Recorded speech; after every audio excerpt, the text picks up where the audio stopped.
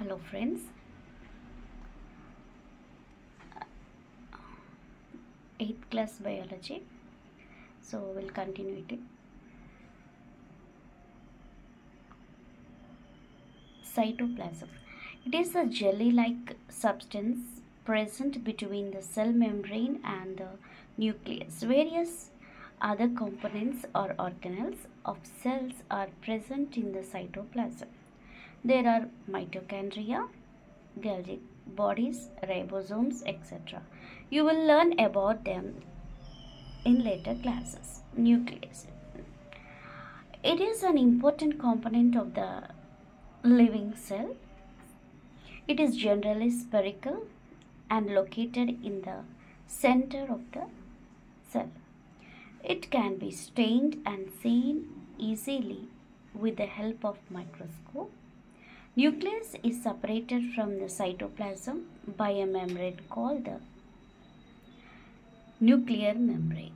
This membrane is also porous and allow the movement of materials between the cytoplasm and the inside of the nucleus.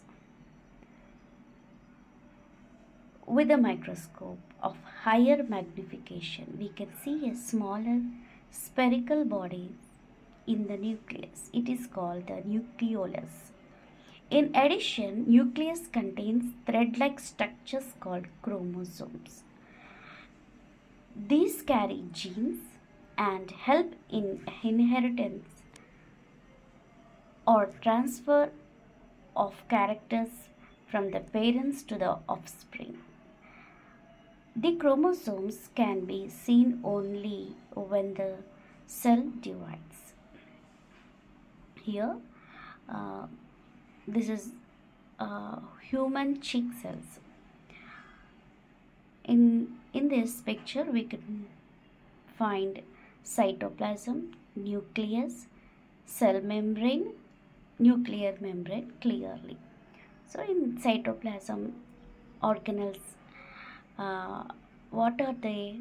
Mitochondria, Golgi bodies, ribosomes. It is actually jelly-like structure.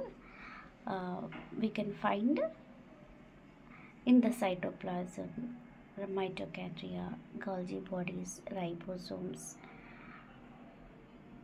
etc. In the center of the cell, we can find nucleus. In nucleus, nucleus also have a cell membrane. Okay. If we observe under the microscope in higher magnification, we can see smaller spherical body in the nucleus. It is called a nucleolus. Nucleolus contains thread-like structures called chromosomes. These chromosomes carries genes, and these genes helps in inheritance and transfer the characters from the parents to the offsprings. Under the microscope, we can find the chromosomes cell division like a meiosis or a mitosis. Now we learn about genes. Gene is a unit of inheritance in living organisms. It controls the transfer of a hereditary characteristics from parents to offspring. This means that your parents pass some of their characteristics on to you. If your father has brown eyes, you may also have brown eyes. If your mother has curly hair, you might also end up having curly hair.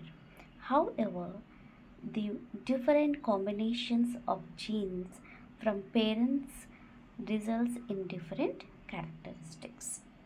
So gene is a important unit.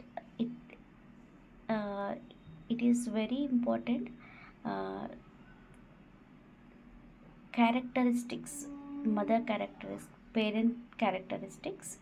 It is transferred from parents to offsprings. So it controls the heredity characteristics from parents to offsprings.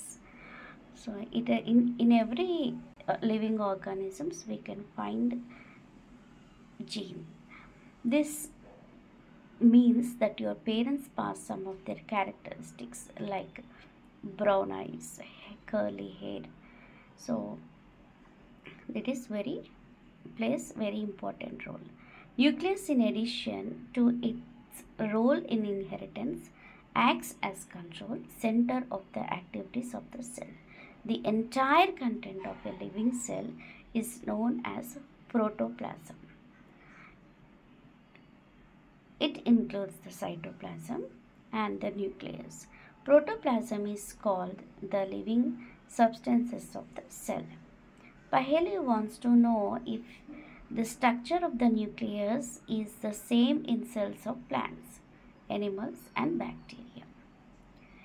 A nucleolus of the bacteria cell is not well organized like the cells of multicellular organism.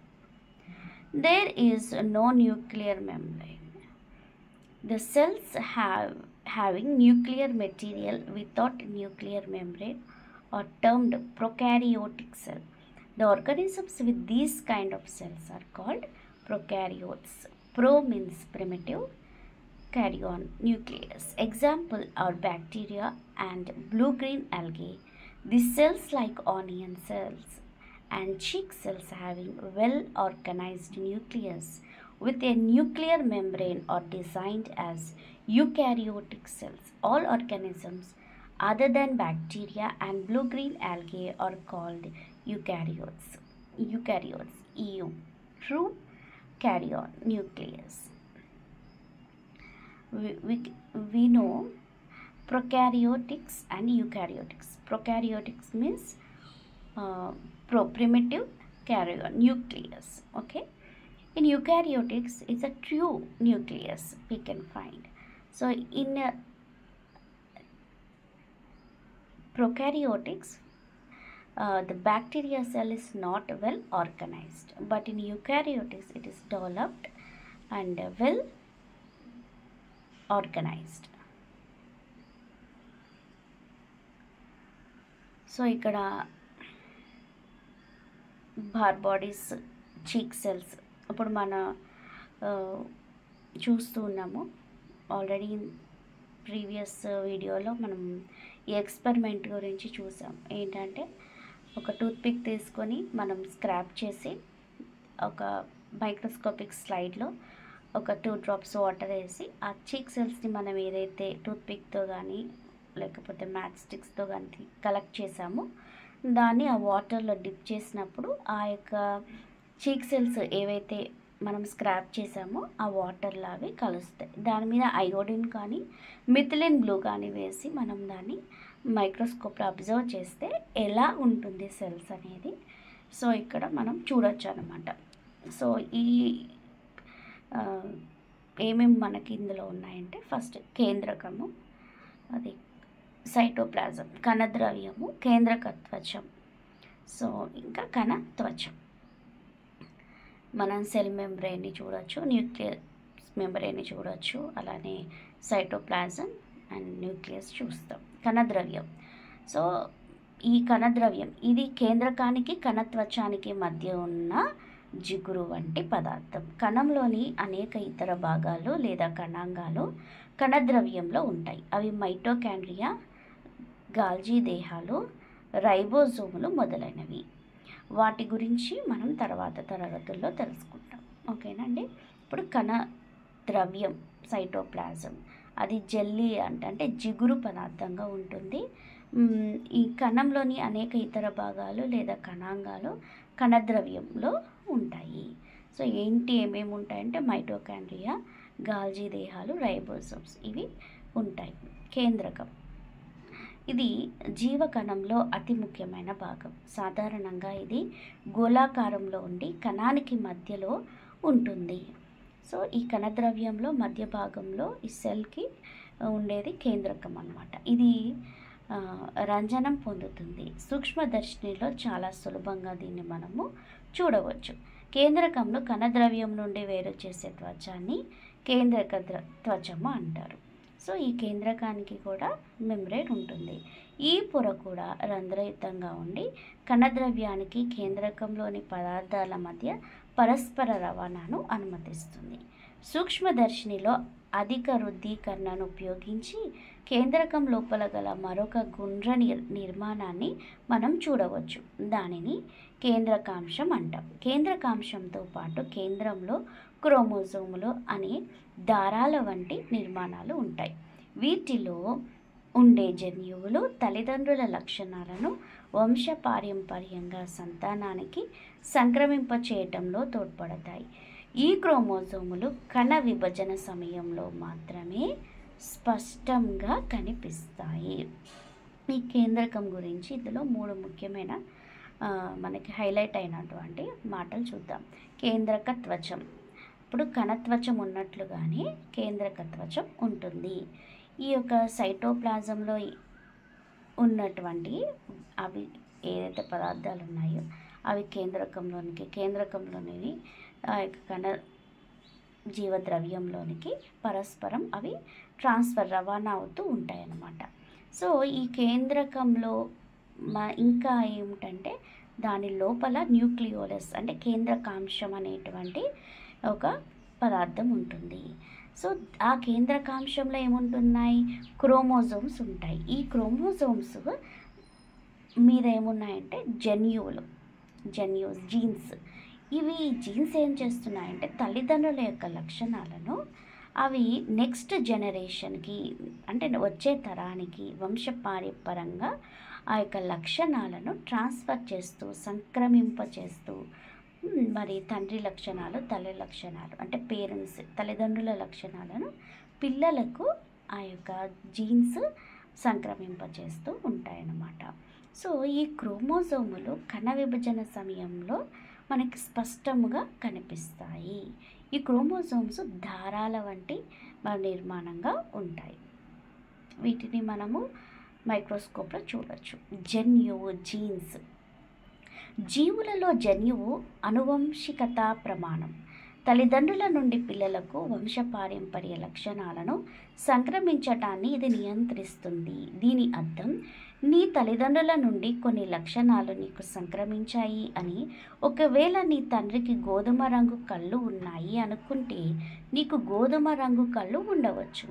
నీ తల్లి ఉంగరాల జుట్టు కలిగి ఉంటే నీకు ఉంగరాల జుట్టు రావచ్చు. అయితే భిన్నమైన జన్యువుల కలయిక మీ తల్లిదండ్రుల నుండి రావటం వల్ల భిన్నమైన లక్షణాలు కూడా సంక్రమిస్తాయి.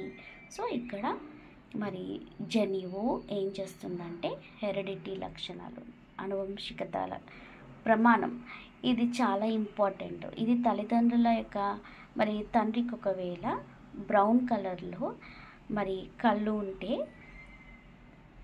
వాళ్ళకి పుట్టే పిల్లల్లో కూడా లక్షణాలు రావచ్చు. తల్లికి ఉంగరాల జుట్టు ఉంటే వారికి పుట్టే పిల్లలకు ఆ ఒక ఉంగరాల జుట్టు రావచ్చు.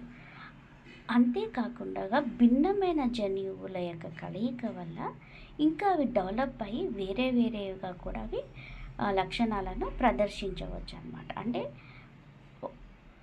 ఉన్న లక్షణాలు రావచ్చు, లేదంటే భిన్నమైన లక్షణాలు కూడా రావచ్చు. ఈ యొక్క అంశాన్ని ఎవరు ఏది చేస్తుంది అంటే జన్యువు. సో క్రోమోజోముల మీద ఉండే ఈ జన్యువులు ఈ యొక్క విషయంలో చాలా ప్రాముఖ్యతను పాటిస్తున్నాయి అన్నమాట. ఇవి యొక్క అనువంశికత ప్రమాణం. జన్యువులను బట్టి మాత్రమే ఈ యొక్క పని జరుగుతుంది అన్నమాట.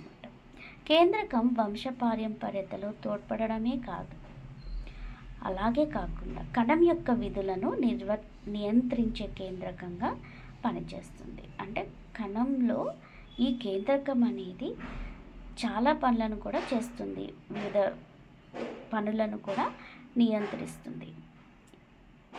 జీవకణంలోని మొత్తం పదార్థం అంతటిని జీవ పదార్థం ప్రోటోప్లాజం అంటారు. ఇది కణద్రవ్యాన్ని కేంద్రకాన్ని కలిగి ఉంటుంది. జీవ పదార్థం కణం యొక్క జీవానికి ఆధారంగా చెబుతారు. పహేలి వృక్ష జంతు కణాలలోని కేంద్రక నిర్మాణం. బ్యాక్టీరియాలో కేంద్రక నిర్మాణం ఒకే విధంగా ఉంటుందా అని తెలుసుకోవాలనుకుంటుంది. బ్యాక్టీరియా కణంలోని కేంద్రకం బహుకణ జీవులలోని కేంద్రకం వలె చాలా బాగా వ్యవస్థీకరణం చెందలేదు. దానికి కేంద్రక త్వచం ఉండదు. కేంద్రక త్వచం లేకుండా కేంద్రక పదార్థంను కలిగి ఉండే కణాలను కేంద్రక పూర్వ కణాలు అంటారు. అటువంటి కణాలను కలిగి ఉండే జీవులను కేంద్రక పూర్వ జీవులు అంటారు.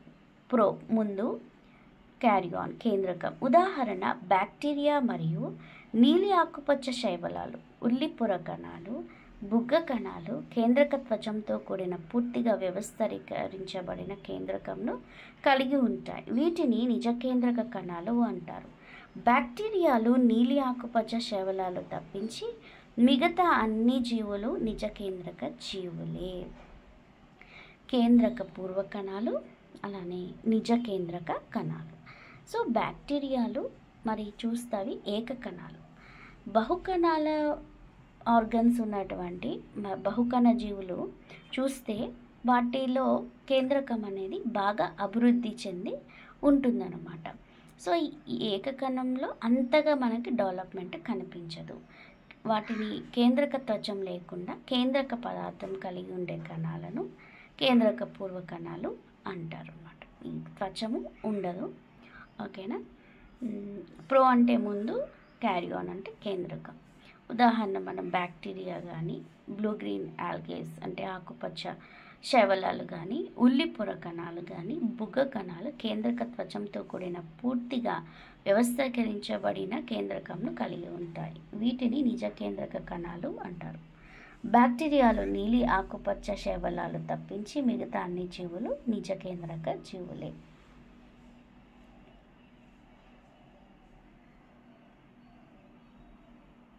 Thank you.